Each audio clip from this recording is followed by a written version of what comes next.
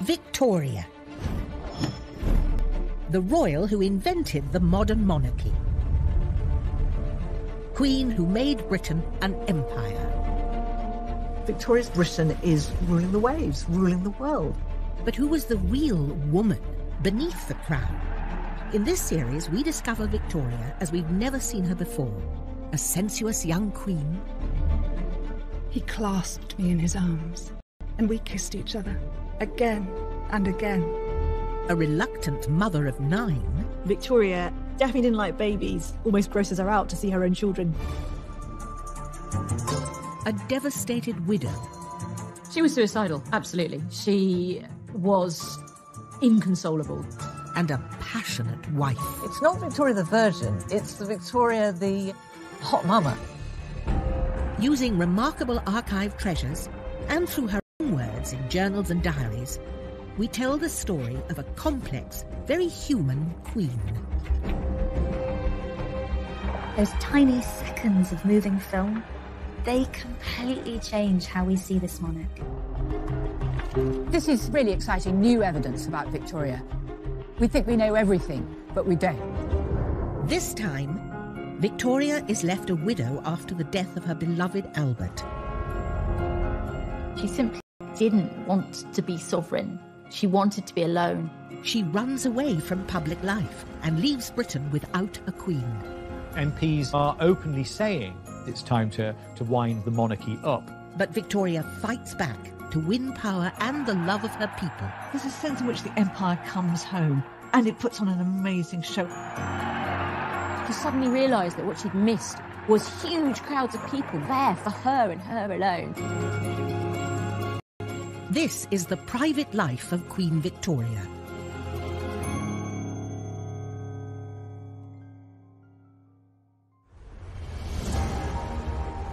After 60 years on the throne, a regal Queen Victoria celebrated her Diamond Jubilee. Victoria was now the ruler of an empire that spanned the globe. She was probably the most famous person on the planet.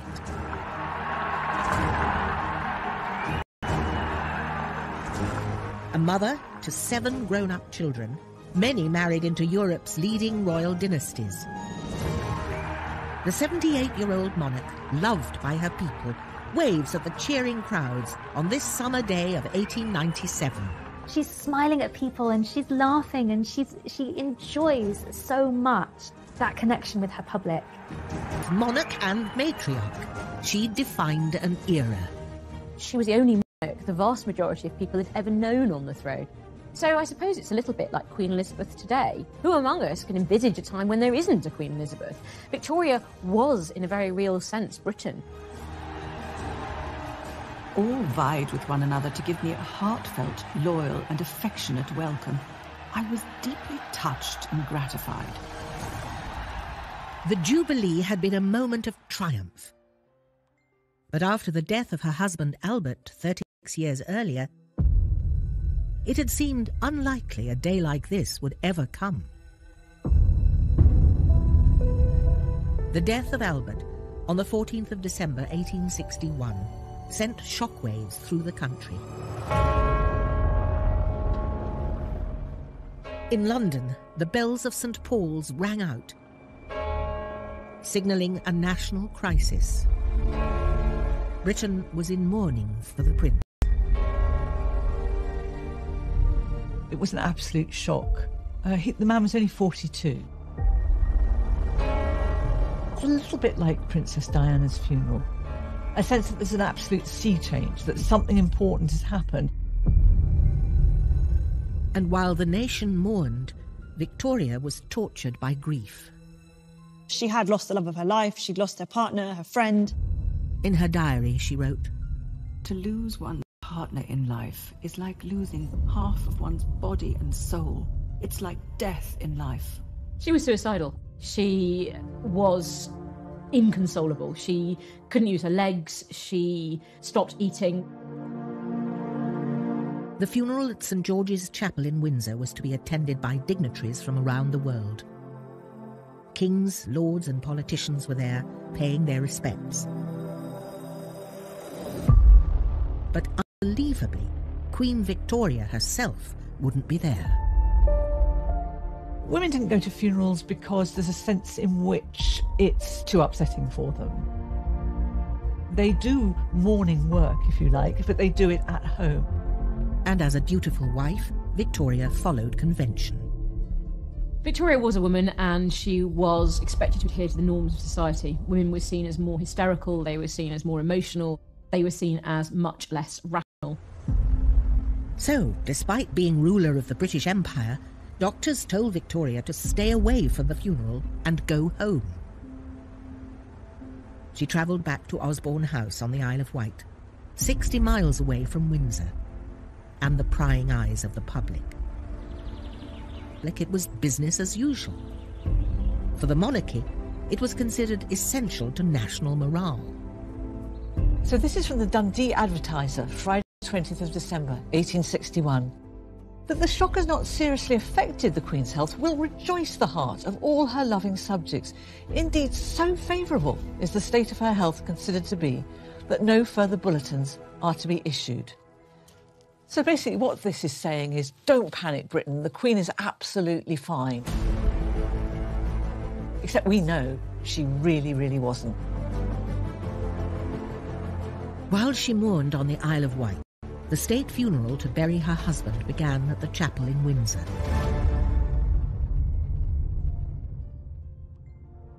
Desperate to be close to the great love of her life, Victoria had placed a last memento with his body. She had it done for Albert, and it was always his favourite portrait of her. I don't think there's any other way to put it. It's an incredibly erotic picture of Victoria. She's got her beautiful hair is hanging right the way down to her bust. It's not Victoria the Virgin, it's Victoria the hot mama. When the time finally came to bury Albert, Victoria confessed to her oldest daughter, Vicky, how pointless her life now felt.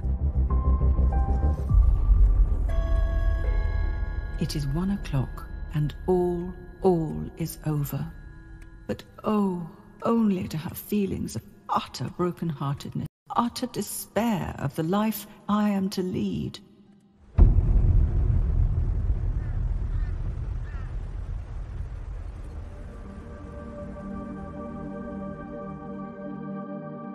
After Albert's death, Victoria stopped writing in the diary she'd kept since a child. Now, nearly 3 weeks later, she began writing again, but only to say how desperate she felt. I have been unable to write my journal since the day my beloved one left us, and with what a heavy, broken heart I enter on a new year without him. Victoria hadn't only lost her soulmate, but her great support, and now she'd have to manage alone. A widow queen without Albert by her side. She kept his room exactly as it was when he died. Right down to the little glass that he'd used to take his medicine from, that remained in the room. The servants would come in every morning to lay out fresh towels, fresh clothes, and the hot water for him to shave with. The children were not expected to be merry and to do the sorts of things that children did, occupying her. Victoria and her family began an established phase of mourning. As a new widow, she'd follow an elaborate set of social rituals. There are prescribed periods of time for people to mourn. For widows, it's 2 years. If you have a lesser relation, then it's 6 months or it's a year. Everything becomes very, very set down. Funeral rites become a kind of performance. For this period of mourning, widow women were expected to only leave the house when they absolutely had to and stay out of kind of social events. So the dress had to be black, but also accessories, the handkerchief, the lace, the stockings, shoes, belt buckles, everything had to be black. Victoria's mourning wear became her signature look, like a uniform for facing her public without Albert. Victoria, although she initially announced she would wear mourning for at least 2 years, very quickly decided that she was going to wear deepest mourning for Albert for the rest of her life. She didn't want to surrender her grief because her grief became an expression of her love for Albert. It's how she defined herself. Grieving for Albert was now all Victoria cared about, despite her public duties. But his death meant that she was now left alone to rule. When Albert was around, she was eclipsed in terms of the position that she held, because he took over much of the direction of the monarchy. She'd effectively been indoctrinated, and so suddenly to be without this man who had persuaded her that she needed him, it was actually terrifying for Victoria. The amount of work which comes upon me is more than I can bear. I, who always hated business, have now nothing but that. Public and private, it falls upon me. Soon, the pressure to be monarch and widow was too much. Victoria fled from Buckingham Palace and the scrutiny of public life to the remote Scottish Highlands, her special place to rest and retreat. But by doing it, she left Britain without a queen.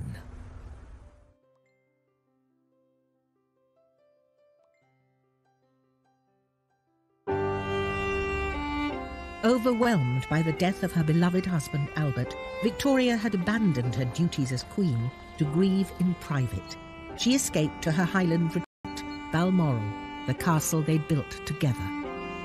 It's a big statement of withdrawal to go so far away from London. You know, this is a long way away. She simply didn't want to be sovereign. She wanted to be alone.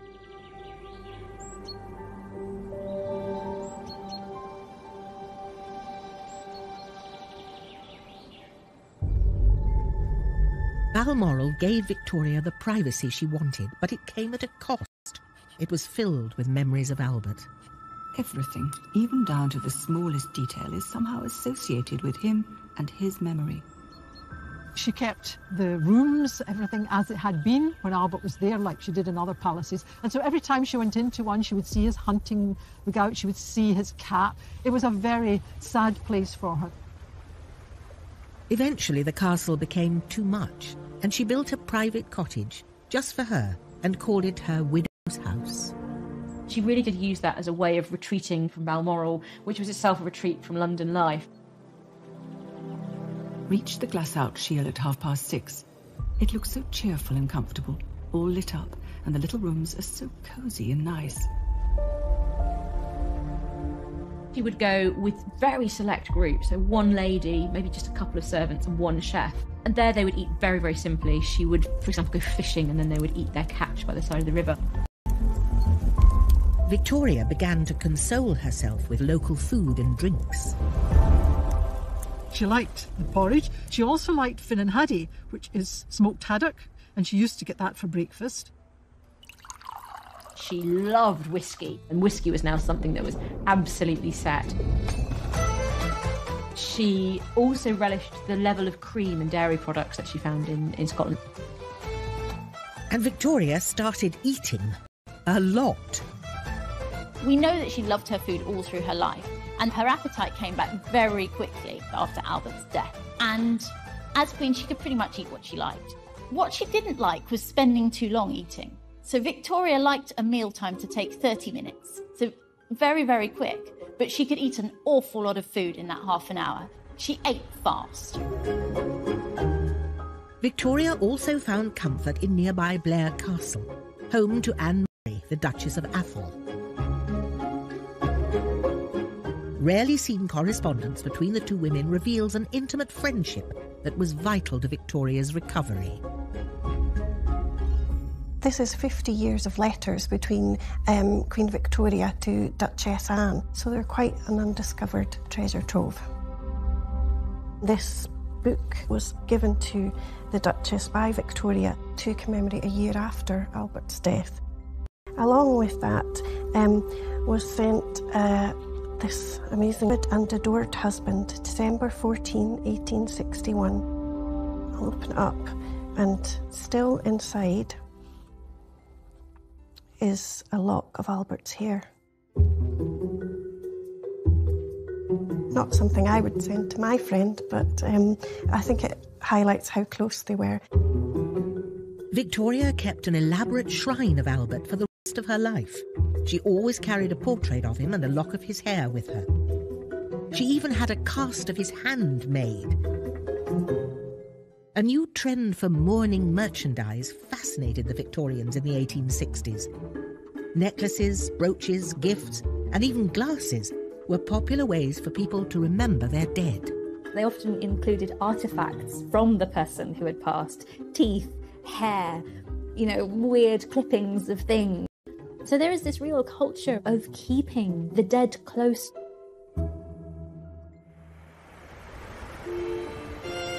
Victoria stayed in the Highlands well beyond her official 2-year period of mourning, returning only occasionally to Osborne House or Windsor to see the family. The magic of the Highlands and the escape from her public life and duty suited the Queen. Our beloved Balmoral, with its glorious scenery and the air, its solitude and absence of all contact with the mere miserable frivolities and worldliness of this wicked world. But after more than 20 years of marriage, Victoria felt increasingly alone, and she began to crave male companionship. I am, alas, not old, and my feelings are strong and warm. My love is ardent. There's a desire for a strong, manly presence who will look after her as if she is the delicate creature that she feels herself to be. And one man was spending an increasing amount of time with the Queen. He was a Balmoral servant called John Brown. He was tall, curly blonde hair, and good-looking broad shoulders, and Victoria was a sucker for someone that looked a bit like that. He looked a real Highlander. John Brown took Victoria fishing and riding. He even carried her to and from her horse. And as they grew closer and closer, she decided to promote him. I have now appointed that excellent Highland servant of mine to attend me always and everywhere out of doors. But not everyone shared Victoria's enthusiasm for her Scottish servant. John Brown is not a likeable man, but as far as everybody else was concerned, he was a drunken bore. It was very much based on class. I mean, let's face it, if an outsider comes in and starts to get the Queen's ear, I mean, goodness me. Victoria ignored the gossip and the tittle-tattle and stuck by John Brown. He is so devoted and attached and clever, and so wonderfully able to interpret one's wishes. He is a real treasure to me now. They would go out sitting on hillsides in the rain, drinking whiskey together. They would also have an awful lot of private time together. The little cottage that she built for herself. Whiskey toddy was brought round for everyone, and Brown begged I would drink to the fire kindling. I mean, John Brown clearly feels that he has a licence to say anything to the Queen. At one point, he tells her that she's putting on too much weight. And instead of being completely offended, she takes that on board. He gave her something nobody else was giving her, which was an honest view. I think he sort of shocked her out of herself in some ways. She could be who she wanted to be with him. Albert's death had left a huge hole in her life, and John Brown filled it. Often I told him no one loved him more than I did or had a better friend than me, and he answered, nor you than me. No one loves you more. But questions persisted about the close nature of their relationship.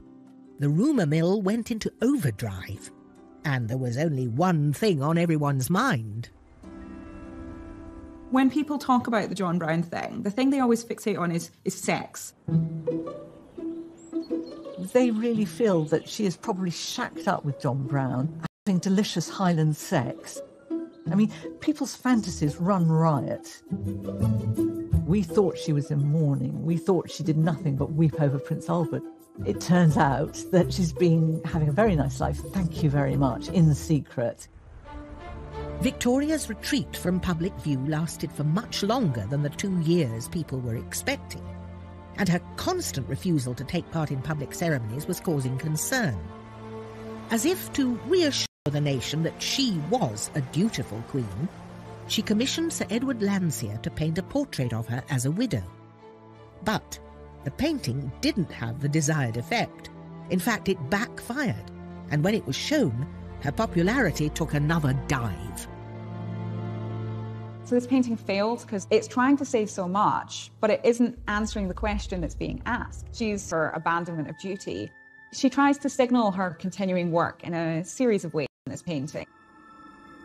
She's working on matters of state. She has her letter in her hand. She has stopped to deal with this rather urgent matter mid-pony rides because it's so important, the work that she is getting on with. She also suggests that she's keeping up with her motherly work. We have an image of two of her daughters very content in the background. But the public didn't want a painting. They wanted to see their queen in person. By the mid-1860s, her ministers and even her own family were becoming frantic about her absence. And people started to ask, was she even fit to rule?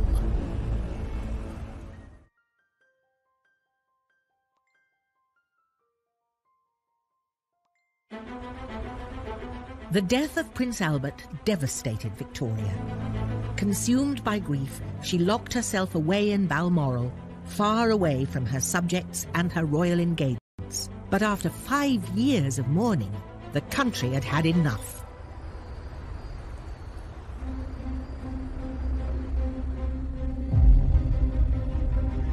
Basically, what's happening here is that Victoria is doing what she wants to do, and she's using her grief as a weapon.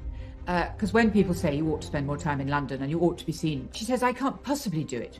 My nerves are so awful. It's something that she could put up as a defence when she doesn't want to do something. And it's difficult to challenge a widow, isn't it, really? The goodwill that she and Albert had built up was fading fast, and her demand for isolation was making her seem out of touch, or even worse, as if she didn't care about the nation and her people. There was increasing criticism of Victoria. So it became very apparent that it was Victoria who didn't want to fulfill the public role of sovereign. Victoria was the first female monarch in over 100 years. But increasingly in the 19th century, work among the middle and especially the upper classes became the province of men. Women were expected to stay at home. People felt unsure about Victoria's ability to be a woman, a mother, and a queen all at the same time. It reanimates, I think, all those anxieties from the beginning of the reign, which is this is what happens when you have a queen rather than a king. If you have a king, he will have certain constitutional duties and he will feel obliged to do them. He may do them badly, but he will feel obliged. The queen will somehow invoke her right to be a private woman, to be a mourning widow, to be just not able to cope at the moment, will be allowed to be a woman at home. And there's a real sense in which, duties was helping to fuel a new and energised clamour to get rid of the monarch. There are radical politicians, MPs in Parliament, who are openly saying that perhaps it's time to wind the monarchy up. Yet Victoria remained hidden away in Balmoral, dressed in her black dresses, stubbornly refusing to carry out the duties of state.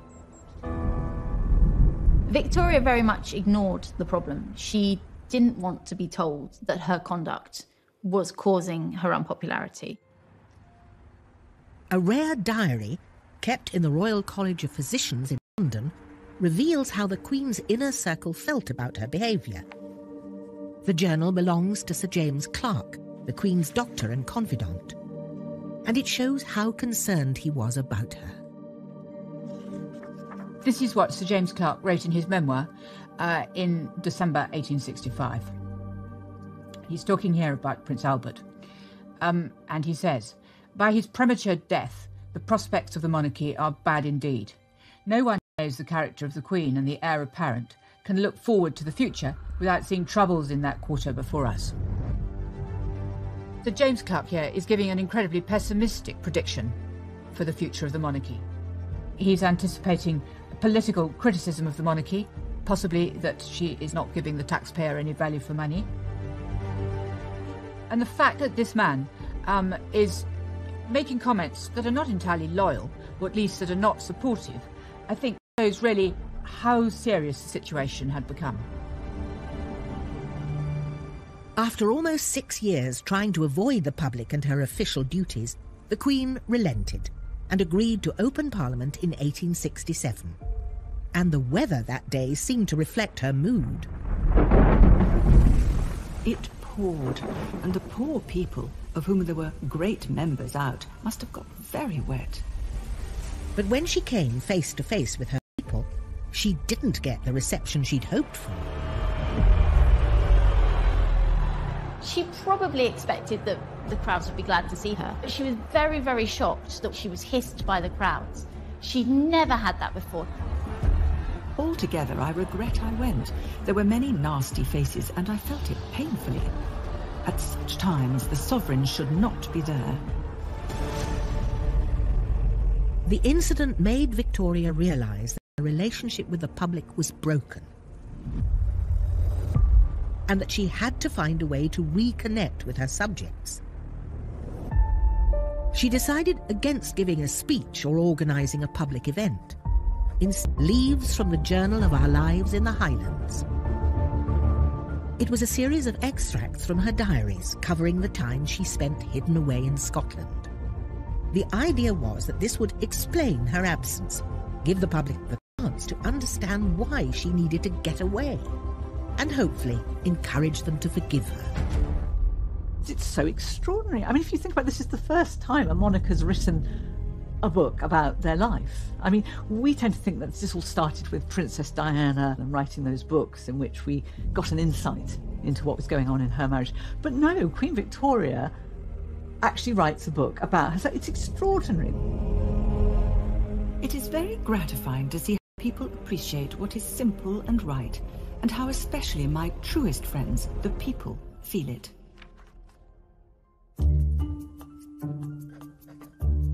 Victoria was really proud of her book and wanted to show it off to those she admired, particularly her favourite writer, Charles Dickens. He agrees to meet her, and she very coyly gives him a copy of her book and says something along the lines of, "Mr. Dickens, I know I'm really a patch on you, but, you know, please accept this." And he has to do a sort of smirk through gritted teeth. But he thinks the book is, he calls it preposterous. Although Dickens was not a fan of the book, the public snapped it up, and it sold more than 18,000 copies. The letters flow in, saying how much more than ever I shall be loved, now that I'm understood. Her book had achieved its objective. Victoria was back, and she intended to seize this new goodwill and run with it. But in 1871, just as she was getting back on her feet, she received devastating news.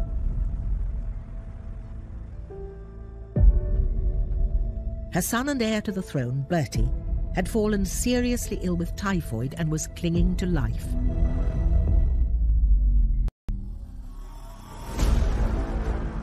Typhoid was a waterborne disease and was common in Victorian Britain. It claimed thousands of lives each year. It hit working classes the hardest, those with poor access to clean water, but it didn't spare the royal family. When she heard the news about Bertie, Victoria rushed to her son's bedside at his home in Sandringham. We know from the diary that she was there with him most days, watching him, and he's not always lucid, and she was very concerned about his health. Kissing and stroking his arm. He turned round and looked wildly at me, saying, "Who are you?" And then, "It's Mamma." "Dear child," I replied. To make things even harder for Victoria, Bertie's illness coincided with the anniversary of Albert's death. It looks as though Edward may die on the very day that Albert died. It's exactly 10 years. There starts to feel something very, very mythic about it, as though this is how the gods are going to play out this game. Petrified, all Victoria could do was wait as the deadly disease ran its course. Outside the palace, the nation was also waiting and watching, desperate for news of the future heir. And as they waited, what they saw was their queen as a caring mother, tending to the needs of her sick child. By looking after Bertie, she was looking after both her son and her heir, and that was the work of both the Queen and the mother. And so this was her being sort of constantly there. It really touched a lot of people. Finally, on the anniversary of Albert's death, Victoria received some good news. It seemed hardly possible to realise the day and to feel that on this very day, our dear Bertie is getting better instead of worse. Victoria seized the opportunity to share the news of his miraculous recovery and her joy as both a mother and a monarch. It seemed like a message from Albert that this was her moment, and she took it.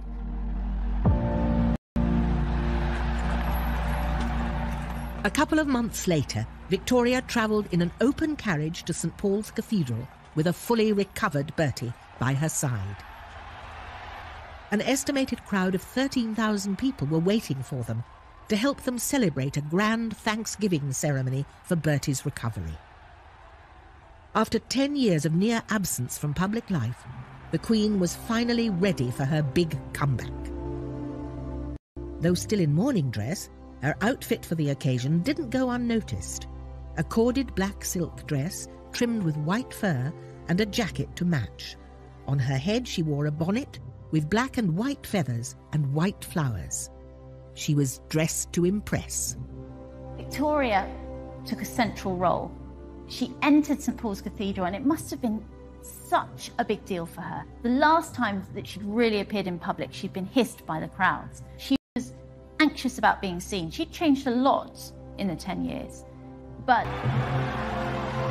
I saw the tear in Bertie's eyes and took and pressed his hand. It was a most affecting day, and many a time I repressed my tears. She is not a woman that goes in for much physical affection. You know, she's not a hugger and a patter, and she takes his hand. It's extraordinary. She's clearly very, very moved. In that moment, things are more or less put right between the monarch and the British people, because they've put themselves on display. This time, as Victoria and Bertie drove back to Buckingham Palace, the streets were packed with cheering supporters. By now, Victoria was 52 and had been on the throne for over 34 years. But it was at this point of her reign that she felt truly united with her country, and they with her. I still hear the ringing cheers, and never can I forget the enthusiasm. It had taken her a decade to come out of her shell, but she was really bucked up by the crowds. And it clearly had a huge effect on her morale and her confidence that perhaps actually she could do this, perhaps she could rule by herself. Victoria was now ready to start a new chapter in her life. And just in time, as she was about to become the most powerful woman on earth.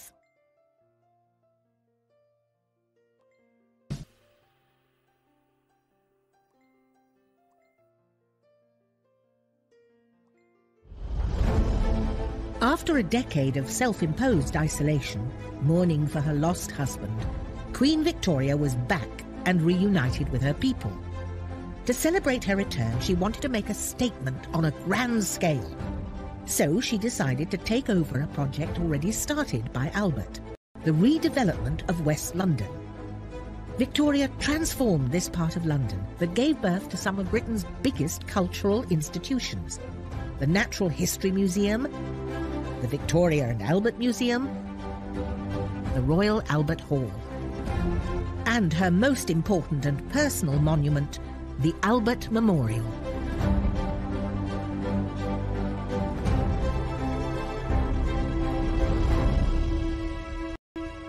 After the dreadful calamity of December the 14th, I desired that dearest Albert's statue should surmount it. Victoria inaugurated the Albert Memorial in 1872, and its design was her husband as she remembered him. The memorial is really magnificent. The bronze figures and mosaics are all beautifully executed. You see him here looking incredibly just masculine. He's got these gigantic thighs and then the kind of thick, muscular shins. You see him kind of casually leaning with his legs spread, sat under the shelter of this rather large phallic structure. The memorial commemorated her great love, but it was time for her to move on. By this point in her reign, Victoria had been queen without Albert for almost as long as she'd ruled with him. The support of her people now gave her the confidence to shape her own destiny. And by placing the continents around the memorial, she was making the point that she was a powerful global ruler. So this is the British imperial moment. This is the moment where Britain goes from being a northern European country to being this vast global power. During Victoria's reign, stretching from Canada to Australia and Africa, it was said that the sun never set on the British Empire. And Victoria was at its head. The 1870s are really a time where England and London are becoming really confident in their power and their success and their cultural influence. So it's a time of great fashion, it's a time of great music and excitement and arts and culture.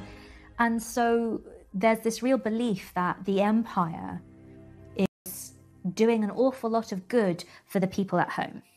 There was one country in the empire that was having a particularly strong influence on Victoria: India.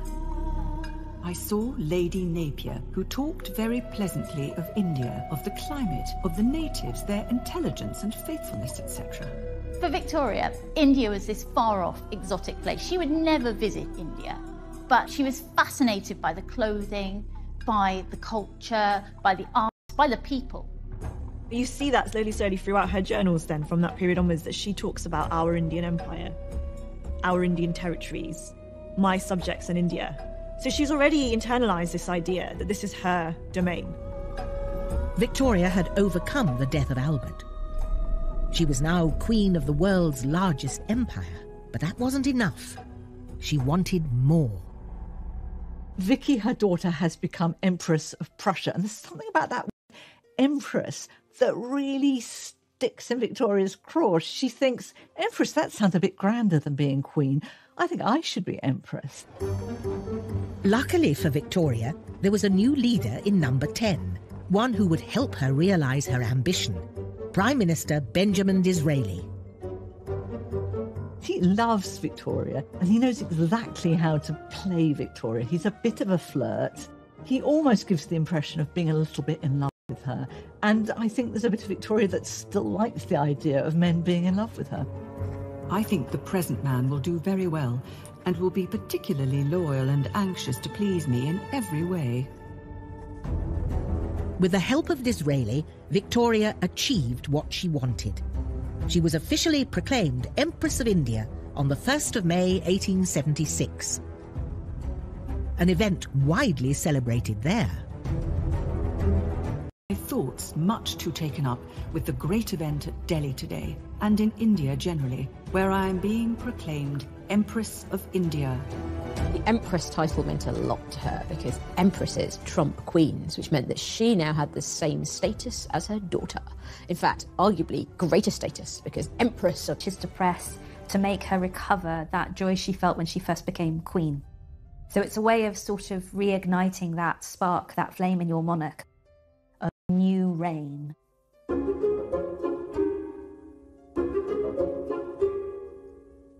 Re-energised as Empress of India, Victoria embraced a new confident style and image. She still insisted on wearing mourning dress, but added a touch more glamour to it. In the earliest widow's wear, she wears these very plain, very harsh dresses, completely black, down to the details, and very little ornament. And there's something so heavy. Whereas later, when she starts wearing dresses like this one, it's quite a dramatic change. We can see we have a quite loose cuff here, which is playing to the fashions at the time, but really elevate her mourning wear to be a very queenly, very luxurious, very empress-like image. And in doing so, she really kind of comes into her own. This mannequin is one designed for one of Victoria's mourning dresses, and consequently is in her proportions.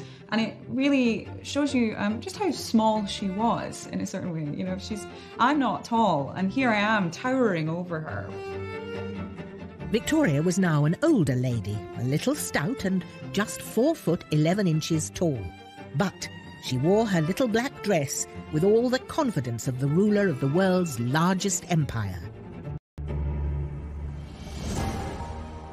At the age of 68, the Queen was about to celebrate her 50th anniversary on the throne. This marks the moment when Victoria becomes a brand. Literally, the whole industry sprung up, making certain that Victoria's image was on tins of mustard, on coffee pots. You could have her on your tea towel.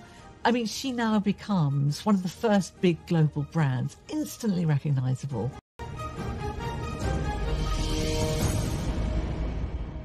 But while the whole world was getting excited about the Jubilee preparations, Victoria wasn't in the mood to celebrate.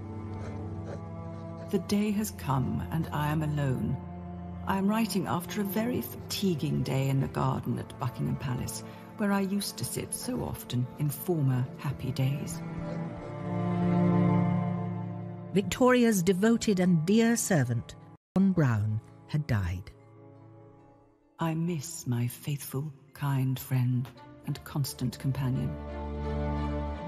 Victoria agreed to go ahead with the Jubilee despite her grief, but only on her own to be wearing a crown. She had always disliked wearing crowns. They were just heavy and really uncomfortable. I mean, if you look at it, it's solid metal. They weigh a lot. If you try one on you, it's really hard to keep your neck up. The powers that be at Westminster, they want to make the Jubilee something to show off to the world. And they tell her that the empire cannot be represented by a bonnet. You have to wear a crown. So the compromise ended up that she commissioned a kind of imperial crown that was much smaller and weighed much less. And she could kind of combine her mourning dress with her imperial empress crown, and then she had her wedding lace. And in doing so, she was the wife and the widow and the queen and the empress, all in that one outfit. As people flocked from all over the empire to cheer their empress, London was transformed. For the first time, Britons get a sense of what empire looks like, what it means. It's not just a question of having goods coming in and goods going out. There are people out there. There are extraordinary people who look different from Britain, have different skin colour, different facial features. There's a sense in which the empire comes home, and it puts on an amazing show. And for that moment, you get a sense of the sheer scale of what Britain has managed to achieve. And the Queen's earlier reluctance about the event soon disappeared. The crowds from the palace gates up to the Abbey were enormous, and there was such an extraordinary outburst of enthusiasm. It's typical of Victoria that she thinks she doesn't want public adoration, and actually the one thing she really does want is public adoration. So when the crowds came out, she suddenly realised that what she'd missed was huge crowds of people there for her and her alone. The decorations along Piccadilly were quite beautiful, and there were most touching inscriptions. Victoria's always a sucker for love. That sense of, they like me, no, they love me, was absolutely intoxicating to her. This never-to-be-forgotten day will always leave the most gratifying and heart-stirring memories. The Queen had fought back. Once again, she had power and popularity. But a new friendship was about to threaten her crown.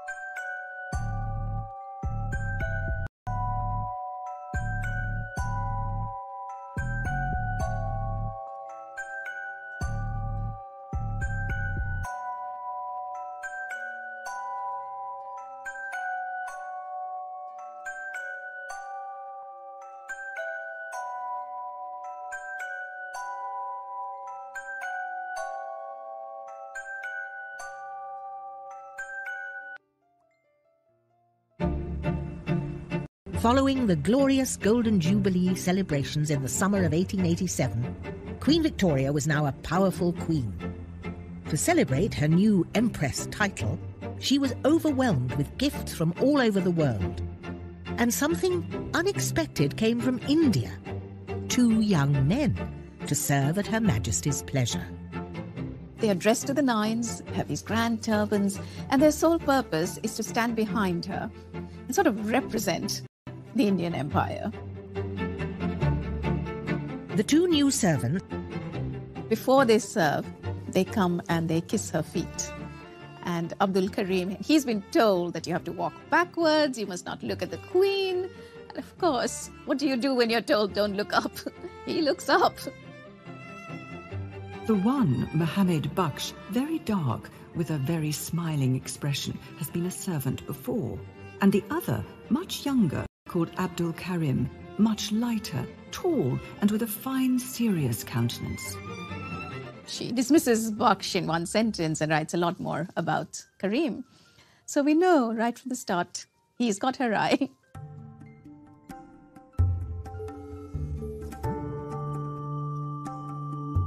By the time Abdul Karim came on the scene, Victoria was almost 70.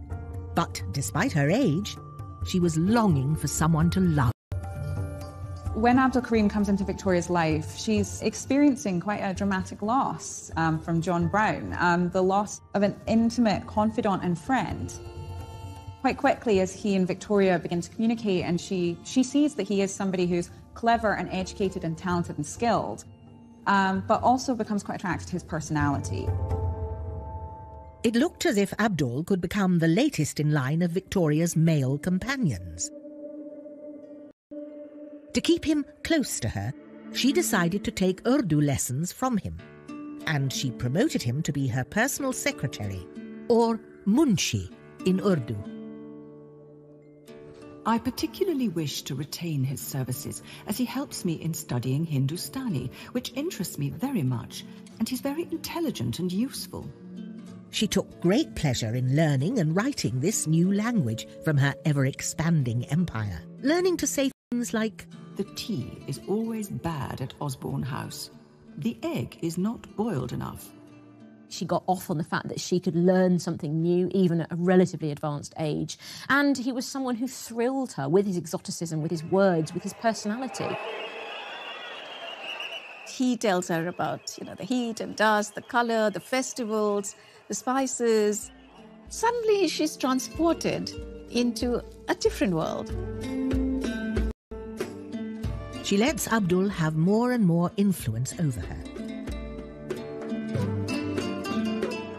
Following Abdul's advice, she built a grand entertainment room at Osborne House in the style of the Indian emperors, known as the Durbar Room. A sort of mini India on the Isle of Wight. This room reflects this exuberance she was feeling. Her spirits had really revived, and I think this invited guests, she showed off her mini India to the world. So every detail from here was actually planned in India. Every object in this room, the lamps, the curtains, the carpet, they were all brought from India. The room looked very fine, with the chimney piece finished and surrounded by a beautiful peacock with a spread tail. Victoria used the room to entertain guests from all over the world and remind them of her status as Empress of India. So this beautiful book is the ledger of all the menus of the lunches that were done in Osborne House. So let's open it up a bit. There we go. Wow, it's heavy. So this is the lunch menu from Sunday, the 13th of February. And it's got lots of items listed on it. Some are in French. But here we have the very special item that was one of Queen Victoria's favorites, and it's Indian chicken curry. And this was served nearly every day. The other favorite was dal, which was also served, so she was the original curry fan. Does show her interest in food, her adventurousness, and her open-mindedness as well when it came both to food and to cultures which were not her own. Victoria loved her food, and her new fondness for curry became a natural obsession. We do see that real curries, that real taste, real spice, how to cook them, starts to make its way from Victoria's court out into the general public. And people like Eliza Acton, who publishes a very famous cookbook for housewives, especially for middle-class housewives, starts to include recipes for how to make your own curry. While Victoria was enjoying eating curries and spending time with Abdul, friendship didn't go down well with the rest of the court. It crosses so many taboos. He's much younger than her, he's very lowly born, and of course he's of a different ethnic background. I mean, that is so shocking to people. He was hated by the court, both because of racism, but also because of classism. He was seen as having undue influence on the Queen. In many ways, these were all the arguments that had been rehearsed with John Brown, but now added into that was this real nasty element of racism as well. Once again, Victoria's personal life threatened her position as Queen. Soon, even her own children joined the conspiracy and turned against her. Bertie in particular. She's treating Abdul as the son, and the real son is sort of being sidelined. And there is this letter, and you will be courteous to the Munshi, you will do this, you will do that. And at the end of it, it's Sisi, the Munshi. So he's copied in on this letter. Bertie's so furious with their relationship, he does something incredible. He sends a letter to the Queen's doctor and asks him to write a report suggesting that she should step down on grounds of insanity. Well, Queen Victoria is Queen Victoria. She is not going to be bullied by her doctor or her son or the household. So she gives it right back to them. Victoria was ahead of her time when it came to racial justice. In anger, she wrote a cutting letter to the court, accusing them of snobbery and racism. The Queen would wish to observe that to make out the poor, good Munshi is so low is really outrageous, and in a country like England, quite out of place. Victoria, even in her old age, is a feisty woman. I think she is enjoying this, this clash she's having with her son, with the household. It's giving her a lot of energy. Victoria won the fight and kept Abdul by her side for the rest of her life. To her family and her nation, the feisty Queen seemed tireless and eternal. But her energy couldn't last forever.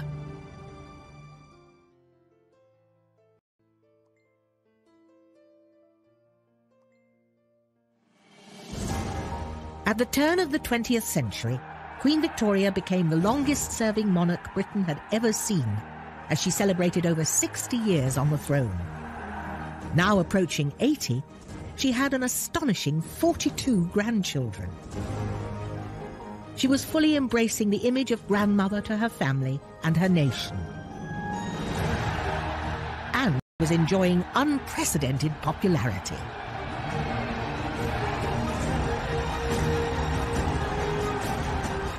No one ever, I believe, has met with such an ovation as was given to me.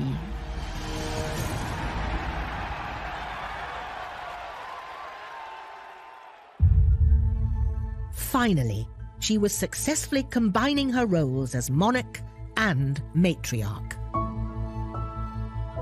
There's a new way of being queen. She's freer now as an elderly woman. There's nothing is expected of her. All the early battles are won. And there's a sense in which all she has to do now is relax and claim that popularity. Some remarkable footage taken during a visit to Dublin. What we have here is truly amazing. She's an old woman, but she's still engaging with the crowd. She's seen so many crowds during her lifetime, but their love continues to please her. I can never forget the really wild enthusiasm and affectionate loyalty displayed by all. Those tiny seconds of moving film, they completely change how we see this monarch. She's not dull and boring and a woman trapped in grief who has no joy in life. She's someone who loves the people that are around her and connects to them in a very human way. By this point in Victoria's life, she has already defined an era. She has spanned a century almost. Even by this stage, people know it as the Victorian era. She's an icon. Victoria is so fascinating because her life was so long and so much happened within it. It was a very influential era, the Victorian era. I mean, we went from essentially an agrarian economy with limited industrialisation to something very much more akin to the modern world we see today. Britain found it impossible to imagine a world without Victoria because she had always been there. So in a sense, it's not just that she becomes part of the furniture, she kind of is the world. But the world was about to crumble. As the winter of 1900 approached, only a few months after her Dublin visit, Victoria started to feel ill.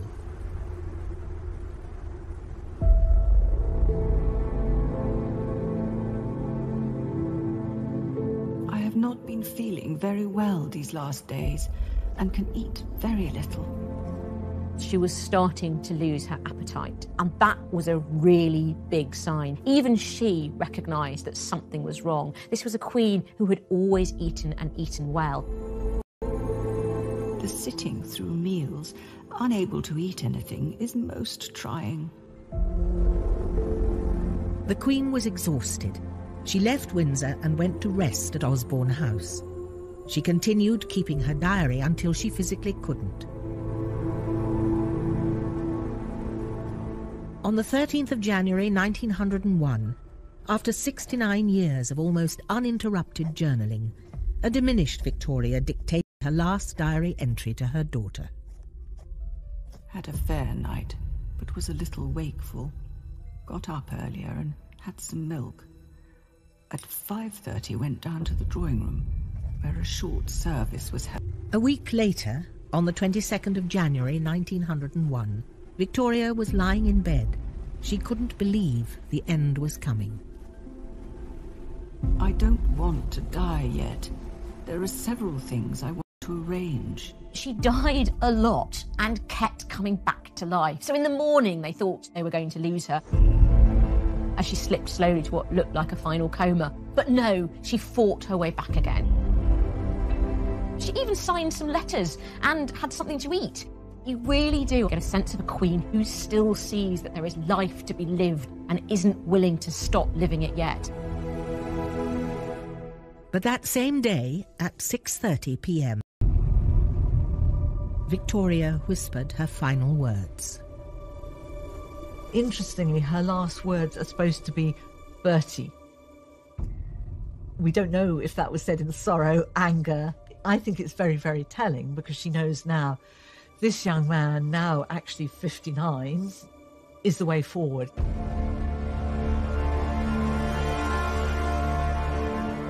There were reporters hanging around outside the gates of Osborne House shouting that the Queen is dead. The news of the Queen's death shook the world.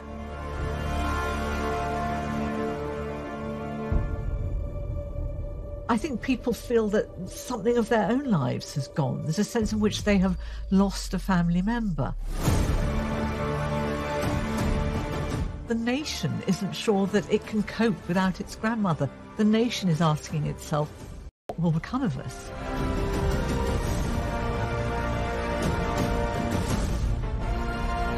It was a great break in history. People were aware of it, just as they were aware when 9/11 took place. This was, I think, visible in the tributes that were paid to her. Everybody wearing black. Even the prostitutes wore black. The world was in mourning, just as Queen Victoria had been for half of her life.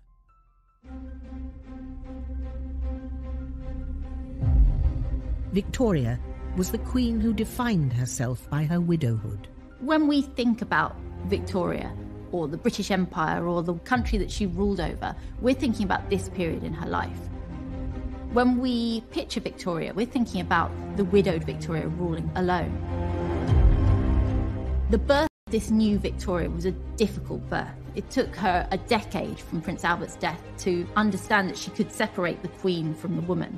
But after that, she didn't really... But Victoria's own words revealed she was always more than just a queen.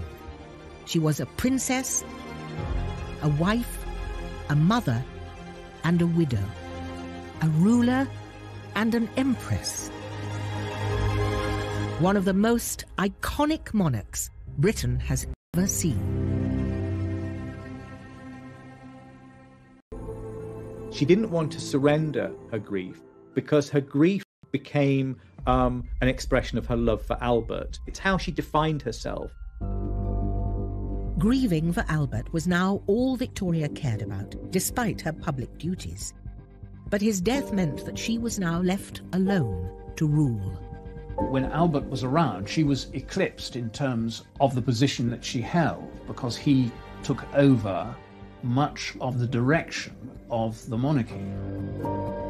She'd effectively been indoctrinated, and so suddenly to be without this man who had persuaded her that she needed him, it was actually terrifying for Victoria. The amount of work which comes upon me is more than I can bear. I, who always hated business, have now nothing but that. Public and private, it falls upon me.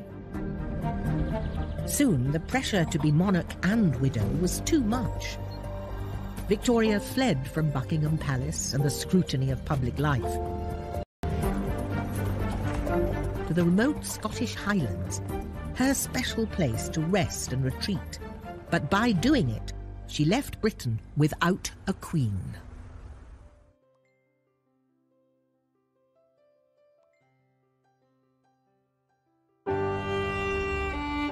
Overwhelmed by the death of her beloved husband Albert, Victoria had abandoned her duties as queen to grieve in private. She escaped to her Highland retreat, Balmoral, the castle they'd built together. It's a big statement of withdrawal to go so far away from London. You know, this is a long way. She simply didn't want to be sovereign. She wanted to be alone.